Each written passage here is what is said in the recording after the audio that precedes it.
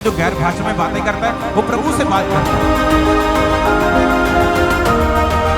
भेद की बातें आत्मा में होके बोलता है, ये वो गैर भाषा है। इसलिए तो इसे गिफ्ट बोलते हैं, इसलिए तो इसे हथियार बोलते हैं। इसलिए तो कहते हैं जो गैर भाषा में प्रार्थना करता है वो अपनी उन्नति करता है। विश्वासी का पहला काम है पवित्र आत्मा से भरना। वचन कहता है जब पवित्र आत्मा उन पे उतरा वो गैर भाषाएं बोलने लगे।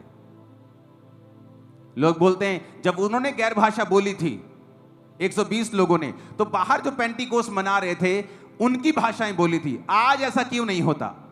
क्योंकि पवित्र आत्मा कोई तोता नहीं है जो रटी रटाई एक ही चीज करेगा या एक ही काम करेगा। एक चर्च में मैं आपको बताता हूं पवित्र आत्मा की गैर भाषा किस लिए होती है।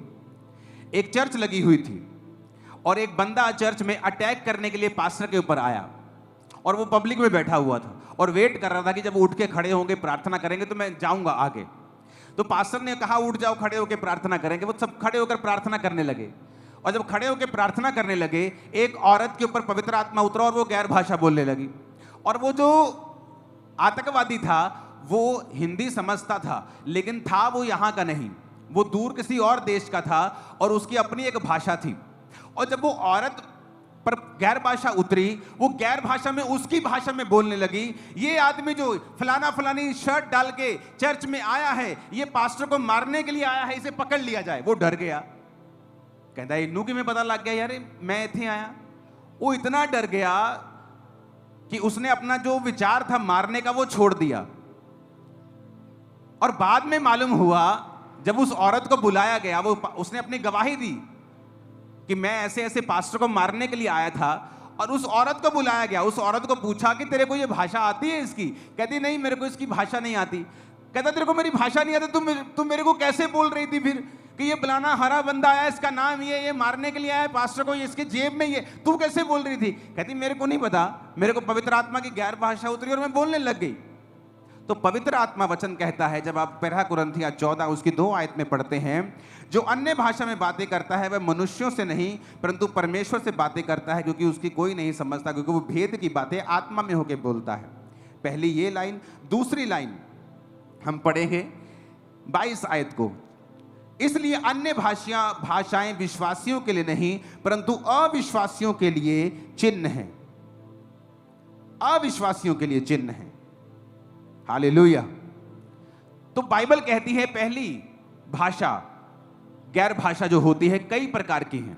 जैसे एक भाषा आप बोलते हैं जिस तरह पेंटिकोस के दिन बोली गई थी और वो कह रहे थे कि ये कैसे मेरी भाषा बोल रहे, अरे हिंदी बोल रहे और पंजाबी बोल रहे और भोजपुरी बोल रहे। जब पास जाकर देखा ना तो वो भोजपुरी है, ना वो हिंदी है, ना वो पंजाबी है। कहते पवित्र आत्मा ने गैर भाषा बोलने की ताकत दी और वो अपनी उनकी भाषा में प्रचार कर रहे थे जबकि उनको उनकी भाषा नहीं आती थी। लेकिन हर बार पवित्र आत्मा ऐसे नहीं करता है। कई बार एक बंदा रात को उठ के बैठता है, बेचैन होता है, कहता मेरे को बेचैनी क्यों है, ना मैं तो पाप किया ना मैं कोई प्रॉब्लम है। वो गैर भाषा में प्रार्थना करता है। फोन व्हाट्सएप नहीं होते थे तब, और थोड़े दिन बाद उसका सगा भाई मिलता है और बोलता है कि फलानी रात को मेरे को हार्ट अटैक टाइप एक चीज हो गई थी, मैं मर गया था। कहता उसी रात को पवित्र आत्मा ने मुझे उठाकर गैर भाषा में प्रार्थना करने के लिए कहा था। कहता पर पता नहीं क्या मिरेकल हुआ, 3 घंटे बाद मैं जी उठा, मेरे को जान आ गई मेरे को। कहता 3 घंटे मैंने प्रार्थना की थी गैर भाषा में और 3 घंटे के बाद मेरे मन में शांति आ गई और मुझे लगा अब मुझे सो जाना चाहिए।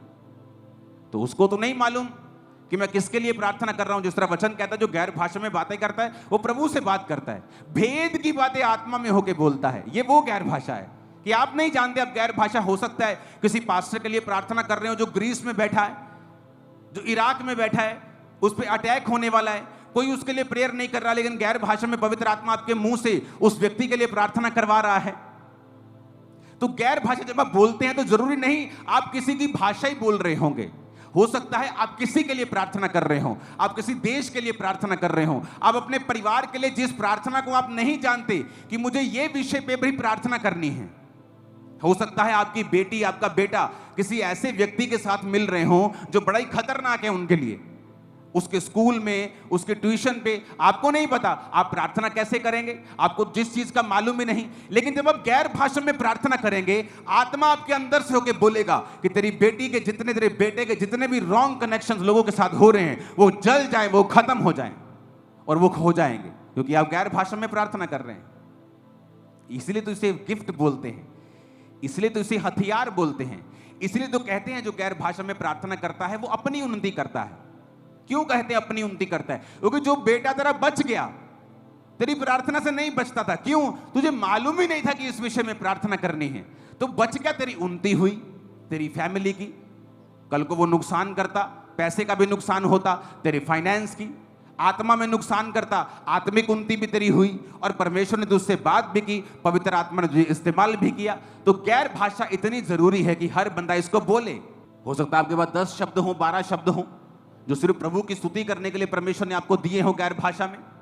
आप बोलें, 12 के 120 हो जाएंगे, लेकिन बोलना तो शुरू करें। ऊंची आवाज में बोलो हालेलुया। क्योंकि लिखा, अन्य भाषाएं विश्वासियों के लिए नहीं, अविश्वासियों के लिए चिन्ह है। कैसे? अविश्वासी आतंकवादी आया और एक बहन उसके बारे में बोलने लगी, उसके लिए चिन्ह था। भविष्यवाणी विश्वासियों के लिए चिन्ह है, गैर भाषा अविश्वासियों के लिए चिन्ह है। कितने इन बातों को समझ रहे हैं?